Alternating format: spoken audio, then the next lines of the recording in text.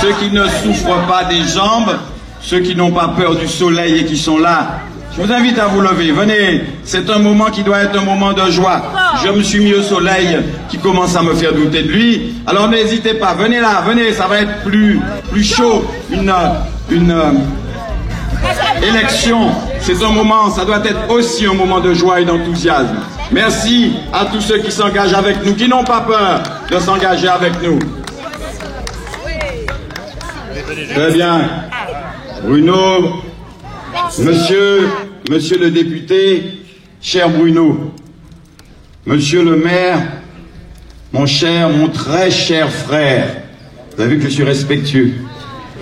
Monsieur le maire, mon ami André, monsieur le conseiller général, mon ami André Charpentier, messieurs les anciens maires de Font-Saint-Denis, Max Nelzy, mesdames et messieurs les élus qui êtes ici, mes chers policiers, chacun et chacune d'entre vous, chère population de Casse-Pilote qui nous accueillez aujourd'hui, et chacun et chacune d'entre vous qui êtes venus aujourd'hui témoigner de votre engagement avec nous, je vous remercie. Je vous remercie, nous vous remercions. Cet engagement, on vous l'a dit, est nécessaire. Cet engagement, dans cette dernière semaine en particulier, cet engagement est indispensable. Et nous sommes venus ici témoigner, non seulement de notre volonté de changement, mais comme l'a dit Miguel, nous sommes venus témoigner de notre espérance nouvelle et surtout, nous sommes venus dire que nous n'avons pas peur, car la Martinique ne doit pas vivre dans la peur. Vous le savez, on l'a suffisamment dit, je suis un entrepreneur. Et on m'a suffisamment dit que j'étais exposé à certains risques de rétorsion pour que je dise haut et fort que je souhaite qu'aucun Martiniquais ne cède plus jamais à aucune pression de cette nature. Un des mots que l'on entend dans cette campagne, symbole de notre République, au triptyque de notre République, que l'on croyait être finalement définitivement acquis. La liberté, mes amis, cette liberté dont nous sentons que l'on tente de nous la saisir ou de nous en prendre une part, eh bien cette liberté, nous allons la défendre comme l'ont fait nos aînés, comme ils l'ont fait pour la patrie, la nation française, qui est notre nation et notre patrie. On pourrait s'étonner de voir ici, mon cher Bruno, des symboles de la République, qui ailleurs, au sein de la République, y compris en Guadeloupe, paraissent évidents.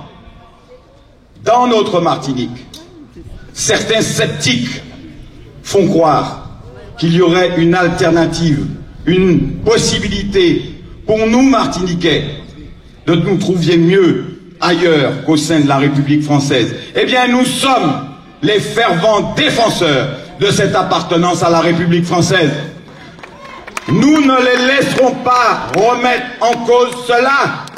Nous ne les laisserons pas le mettre en cause en votre nom, car nous savons que vous ne voulez pas de cette évolution. Alors, ils essaient, subrepticement, convaincus qu'ils sont, que vous ne voulez pas de cette aventure-là. Convaincus qu'ils sont, que nous ne les suivrons pas. Ils essaient, subrepticement, de nous vendre l'idée, de nous vendre l'évolution. Ils l'ont inscrit, et je le dénonce et je le dis publiquement, même si cela ne leur plaît pas. Ils ont inscrit très clairement dans un document que ce qu'ils appellent la troisième voie, c'est-à-dire pas le rejet de l'article 74 qui a été ici acté à 80%, pas l'adhésion à l'article 73 qui a également été acté, mais ni l'un ni l'autre. Autre chose dont ils nous disent qu'ils se feront forts le moment venu de négocier avec l'État la révision de la Constitution pour aboutir à l'État autonome. Eh bien, nous leur dirons non le 6 décembre. Nos choix sont clairs. Et moi, je vais vous dire, il ne faut pas sous-estimer ces actions, ces attaques rampantes. Il ne faut pas sous-estimer ce qu'on instille dans le cerveau des Martiniquais. Moi, comme vous, je me sens et je me sais et je suis profondément, intimement Martiniquais. Et ça ne pose aucun problème pour aucun d'entre nous de se sentir Martiniquais. Nous savons ça, nous les dit, nous qu'à parler langue nous. Nous savons qu'il y a nous qu'à danser. Nous savons qu'il y en a l'autre nous connaître comme nous au pays. Mais nous savons aussi qu'il est indispensable aujourd'hui de faire partie d'un grand pays démocratique, garant des libertés et qui est en mesure de nous assurer une autre voie de notre développement. Alors je le dis publiquement, mon cher Bruno, puisque tu es là, et permets-moi de t'interpeller. Il faut que la République accepte de voir la réalité en face. Nous ne pouvons pas, au sein de cette République, qui a des symboles comme la liberté que j'ai indiqué, ne pas trouver à travers la solidarité, c'est-à-dire la fraternité, qui est également dans le triptyque de la République, ne pas trouver le principe de l'égalité, l'égalité des chances pour les enfants qui naissent dans ce pays, l'égalité d'avoir un travail, l'égalité à la dignité. Je le dis publiquement, car ce que nous demandons, ce n'est pas que l'on nous fasse l'aumône. Ce que nous demandons, c'est qu'on redonne l'espérance à nos jeunes, que nous n'ayons plus 2000 jeunes qui quittent la Martinique. Alors, l'issue, elle n'est pas dans une quelconque autonomie ou une quelconque indépendance. L'issue, elle est au sein de la République française. Une République qui a montré sa générosité, mais une République qui doit aussi tenir compte du caractère particulier du système et du modèle économique dans lequel évoluent ces économies insulaires, qui sont de petite taille, avec des petits marchés, avec la distance qui les handicape, avec l'accroissement du handicap lié à des organisations quelquefois trop lourdes, des organisations administratives quelquefois trop lourdes. Je crois que c'est un vrai défi. Et je ne doute pas que le moment venu, tu sauras relever ce défi. Parce qu'il faut inventer un nouveau modèle de développement pour la Martinique. Nous l'inventerons avec vous. Mais, puisque nous n'avons pas d'état d'âme sur ce sujet-là, puisque nous sommes profondément attachés à notre nation, la France, et à notre pays, la Martinique, nous ne pouvons que faire le triste constat de l'état dans lequel il est maintenant, après 35 années de gouvernance par les mêmes. Je ne doute pas qu'il y ait ici ou là une part de bonne volonté. Je ne doute pas qu'il y ait ici ou là quelques réalisations que l'on veut mettre à son crédit, quelquefois un peu dans la précipitation, n'est-ce pas, comme ce TCSP qui n'arrive pas à prendre de virage parce qu'on lui a commandé d'être prêt avant le mois de décembre, rapidement avant l'élection, pour pouvoir en faire un élément de propagande. Voyez-vous, c'est cela qui nous différencie. Savoir partir à temps et savoir arriver à temps. Ils ont lancé la construction d'un lycée qui devait servir d'étape entre deux reconstructions. Le dossier dure depuis 5 ans, alors qu'on nous avait indiqué que tout cela devait être fait dans la précipitation. La différence, cette différence à laquelle je vous appelle, cette espérance à laquelle je vous appelle à vous accrocher, à vous attacher, ce qui fait la différence, c'est que nous savons que le temps compte. Nous savons que le temps a aussi des conséquences sur le coût de l'action. Et nous savons donc que si ce lycée a coûté 2 fois plus cher, si il n'a pas répondu aux exigences dans les temps, si certains enfants ont eu le temps de partir faire des études supérieures, parce que avant que ce lycée ne soit terminé, c'est bien parce qu'il y a une mauvaise organisation dans le système. Quand on nous dit qu'il est normal que les entreprises de la Martinique soient payées quelquefois à 15 mois, quel chef d'entreprise qui aurait une responsabilité dans ce pays ne peut pas comprendre ce dont je veux parler? Qui ne peut pas comprendre que quand on paye les entreprises en retard, elles ont nécessairement elles-mêmes des retards auprès de la sécurité sociale. Elles ont nécessairement elles-mêmes des retards auprès de leurs banques. Qui ne peut pas comprendre cela? Sinon quelqu'un qui n'a jamais été au centre d'une vraie responsabilité. C'est un constat, encore une fois, d'échec quant à la manière de faire. Sur le tourisme, dont on a dit en 2011 qu'il était la priorité des priorités de la Martinique, on a défini cela comme l'axe central du développement. Aujourd'hui, le constat que l'on fait, ce n'est même pas le constat mi-figue, mi-raisin de demi-échec ou d'une demi-victoire. C'est le constat d'un échec. Parce que dans ce secteur, on a détruit de l'emploi, comme on l'a fait dans beaucoup de secteurs. Alors, comment allons-nous faire? Qu'est-ce que nous pouvons faire de différent? Ce que nous allons faire de différent, nous allons maîtriser la dépense publique. Alors, quand je disais cela à un jeune hier, dans un échange de proximité, il me dit, mais comment allez-vous faire? Moi, je vais vous dire très simplement comment on fait. Le budget de cette collectivité va dépasser le milliard d'euros. 1,2 milliard ou 300 millions d'euros. Eh bien, il suffit de décider de faire 10% d'économie sur l'ensemble pour que cela représente une économie de 130 millions d'euros. Voilà comment on gère avec des objectifs. Et comment traduit-on ces objectifs? Eh bien, on commence par réduire certaines dépenses inutiles. On commence par réduire certains trains de vie inutiles. On commence par mettre fin aux faux semblants. Des annonces ici, des annonces là. On nous a annoncé, par exemple, mais nous ne les laisserons pas faire.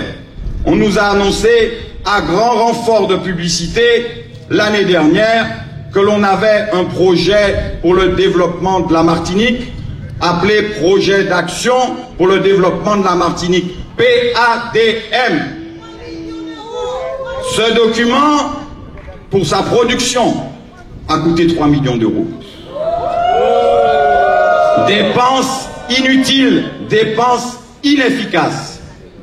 Car dans ce document, vous le savez, mais je vous rassure car je vous sens inquiet, vous le savez, nous ne les laisserons pas faire. Ils ont prévu dans ce document, et je parle, mon cher Joël, sous ta responsabilité, puisque tu es patron marin-pêcheur, eh bien, à Bellefontaine, eh bien, ils ont prévu de vous faire revenir à la marine à voile, parce qu'ils veulent promotionner des canaux de pêche à la voile pour la Martinique. C'est dans ce document.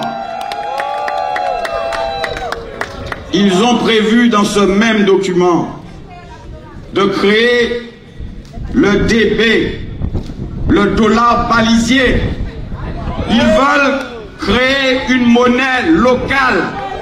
Nous ne les laisserons pas faire.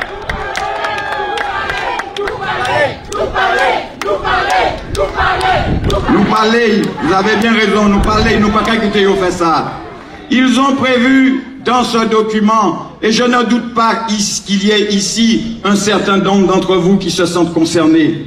Ils ont prévu de s'attaquer à la prime de vie chère, c'est-à-dire les 40%. Ils veulent prélever les 40% puisqu'ils ont vidé les caisses du conseil régional. Ils veulent prélever les 40% pour les utiliser, soi-disant, pour le développement économique. Développement économique, parlons-en. Il est de moitié de ce qu'il est en Guadeloupe. Ce n'est pas parce que la Guadeloupe, même si j'ai entendu le propos de Bruno le maire, et je sais que ça a eu certainement des conséquences, le fait qu'il n'y ait pas eu un représentant de la Martinique à aucun moment au sein du gouvernement de la République. Mais ça n'est pas ça le vrai problème. Le vrai problème, c'est que nous avons perdu notre temps à nous battre sur de faux problèmes. Au lieu de tenter de résoudre les problèmes quotidiens des Martiniquais, au lieu de tenter de s'occuper de l'emploi des jeunes, au lieu de tenter de donner une chance à ceux qui n'ont pas eu de chance. Par exemple, l'école de la deuxième chance. Savez-vous qu'à la Guadeloupe, cette école de la deuxième chance, elle est installée dans des bâtiments flambant neufs, qui ont été conçus, qui ont été construits pour redonner une chance à ces jeunes-là. Mais pour redonner une chance à ces jeunes-là, encore faut-il qu'ils aient le sentiment que l'on ne les relègue pas dans l'arrière-ban de la société, en utilisant, comme on le fait ici, des bâtiments qui ne sont pas en état, des bâtiments qui feraient honte à n'importe quel enseignant, et tout simplement parce qu'on considère que ces jeunes-là, ils n'ont pas le droit d'avoir, comme d'autres jeunes, des bâtiments qui les valorisent, qui leur donnent le sentiment que la société ne les rejette pas, mais qu'au contraire, cette société-là souhaite leur donner une vraie deuxième chance. C'est cela la manière de faire différente, c'est cela que nous allons changer. Nous allons changer aussi, mes amis, des choses que vous constatez tous les jours. Vous sentez bien que cette société doute d'elle-même. Vous sentez bien que cette société souffre d'un manque de cohésion parce qu'elle a le sentiment d'une injustice, celle caractérisée et mesurée qui fait que depuis 30 ans qu'ils sont au pouvoir, l'écart entre les plus pauvres et les plus riches s'est accru. C'est une réalité. Ces hommes-là qui prétendent défendre la justice, eh bien là non plus, ils n'ont pas réussi. Mais au-delà de cela, nous voyons bien qu'il y a un système dans le système. Nous voyons bien qu'il faut faire partie du clan. Nous sentons bien qu'il ne faut pas contrarier le clan. Nous sentons bien qu'il faut adhérer au parti. Nous sentons bien qu'il faut être l'ami de. nous sentons bien qu'il faut faire allégeance à. Nous ne voulons pas de cette société-là. Donc je prends l'engagement devant vous que nous mettrons un terme à cela avec de la transparence. Oui, les enfants des élus ont le droit d'avoir un emploi. Mais non, ils n'ont pas le droit d'avoir tous un emploi quand 40 000 jeunes Martiniquais n'ont pas accès à l'emploi. La fonction de l'élu, c'est l'exemplarité.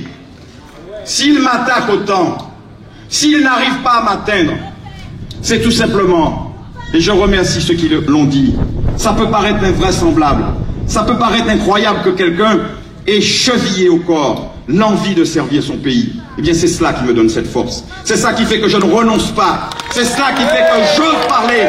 C'est cela qui fait que je suis votre voix pour la Martinique.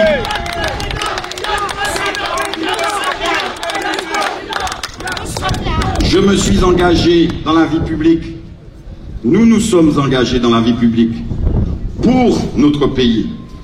Nous aurions pu, chacun, trouver une situation plus confortable que celle que de nous exposer comme nous l'avons fait. Vous êtes nombreux, nous sommes nombreux aujourd'hui. Merci à vous, merci pour cette force. Mais si nous sommes nombreux, c'est parce que, un à un, nous nous sommes engagés. C'est parce que Gabriel, c'est parce que Joseph, c'est parce que Kelly, c'est parce que Daniel, c'est parce que chacun et chacune d'entre vous, vous avez voulu. C'est parce que nous avons voulu rassembler la Martinique. Rassembler la Martinique politiquement, au-delà des clivages. D'ailleurs, cela fait longtemps qu'ils ont rompu l'éthique des clivages. Ils ont rallié à eux tous ceux qui n'avaient pas de conviction. Ils ont rallié à eux tous ceux qui pensaient qu'ils allaient trouver ailleurs de quoi boire une soupe. Ils ont rallié à eux tous ceux qui pensaient que l'herbe était plus verte de l'autre côté du parc et qui jambaient Pâques. Mais ils n'ont pas rallié à eux cette Martinique profonde qui croit en ses enfants, qui croit qu'il y a une autre manière de faire de la politique, qui croit qu'il y a une autre espérance qui peut naître ici. Nous avons rassemblé des hommes et des femmes et nous avons pris notre bâton de pèlerin. Après plus d'une année de propagande éhontée avec l'argent public utilisé tous les jours pour organiser des manifestations. Aujourd'hui, avec celui-ci, demain, avec celui-là, après-demain, encore un autre, et faisant relayer tout ça par une équipe de communication payée par chacun et chacune des citoyens et des contribuables martiniquais, on a tenté de nous faire croire que les jeux étaient faits. Ils ne sont pas faits parce que vous avez décidé que les jeux ne sont pas faits. Vous avez décidé qu'il y aurait une autre politique pour la Martinique. Nous voyons bien cette espérance. Il y a quelques mois de cela, mes chers amis, il y a quelques mois de cela, je vous rappelle à nos souvenirs partagés de Martiniquais. Il y a quelques mois de cela, beaucoup de Martiniquais se disaient que les jeux étaient faits, qu'il n'y avait plus d'espérance, qu'on n'avait pas trop envie de le revoir ou de les revoir, mais que malheureusement ce serait compliqué de les remplacer. Eh bien, nous avons démontré, à force de volonté, à force de conviction, à force d'engagement de chacun d'entre vous, nous avons démontré que ce changement est possible. Et ce changement, il est à portée de main. Il est à portée de main. Je vous demande, chacun et chacune de ceux qui sont là, chacune et chacun de ceux qui nous entendent et qui ne sont pas là, de donner ce dernier coup de collier pour que le 6, cette espérance que nous voulons pour la Martinique, naisse. Moi, je veux vivre dans un pays où on a envie d'être libre et où on peut être libre. Je veux vivre dans un pays où on ne trompe plus les gens. Je veux vivre dans un pays où on ne dit pas aux transporteurs que le TCSP va résoudre tous leurs problèmes, alors que l'on n'a pas discuté avec eux, alors qu'on n'a pas essayé de comprendre que ces chefs d'entreprise, que l'on va bousculer avec une organisation nouvelle, va leur faire perdre leur droit au travail, leur outil de travail, ce qui leur permet de faire vivre leur famille, parce qu'on ne leur a pas expliqué, parce qu'on n'a pas vu avec eux comment on allait articuler ce TCSP avec les transports en commun existants. On n'a pas vu avec eux, et ce monsieur de Ducos, je le cite toujours pour exemple, qui me dit, mais je prenais des gens de Ducos pour les amener à Fort-de-France et on me dit maintenant de les déposer à Carrière. Qui m'a fait gagner la vie, moi, puis ça? Qui m'a fait battre puis moi pour moi prendre Ducos déposer à Carrière? À qui m'a fait gagner la vie, moi? Ce sont autant de réalités qui leur échappent parce que ce sont des technocrates nourris au biberon du papier et qui n'ont jamais fait autre chose que de griffouiller sur du papier. Ils n'ont jamais été comme cet agriculteur qui ne peut pas sortir sa production parce qu'il n'a pas l'accès ou parce qu'il n'a pas l'électricité, qu'il ne peut pas la valoriser. Ils n'ont jamais été en mer pour voir comment les marins pêcheurs, quelles sont les difficultés, quelles sont les contraintes que vivent les marins pêcheurs pour vendre leur production, passer à Bellefontaine et regarder comment les pêcheurs, sur le bord de la route, de manière inacceptable, même sur le plan sanitaire, sont obligés de pratiquer leur travail. Ils n'ont jamais su qu'il n'était pas acceptable que parce que des terres soient chlordéconées, on interdise à quelques marins pêcheurs de Sainte-Marie de pêcher en dehors de la pêche au large. Et voilà, ces gens qui avaient des scènes, on leur a dit tout d'un coup, vous ne pouvez plus pêcher. Et on leur a donné en tout et pour tout, pour indemnité, 6 000 €. Ils n'ont jamais compris ce que c'est que la vraie vie. Ils n'ont jamais compris qu'il fallait respecter la dignité, le travail et l'engagement des autres. Ils n'ont jamais compris que quand un jeune veut suivre une formation un peu spécifique, on ne doit pas le promener de bureau en bureau, d'agence en agence, en lui disant « va voir à côté, ce n'est pas moi qui m'en occupe, c'est l'autre ». Ils n'ont pas compris qu'il faut saisir tous les problèmes des Martiniquais, un à un, et les régler un à un, modestement, mais efficacement. Voilà ce que je vais changer quand nous serons avec notre équipe au Conseil régional. Ils n'ont pas compris non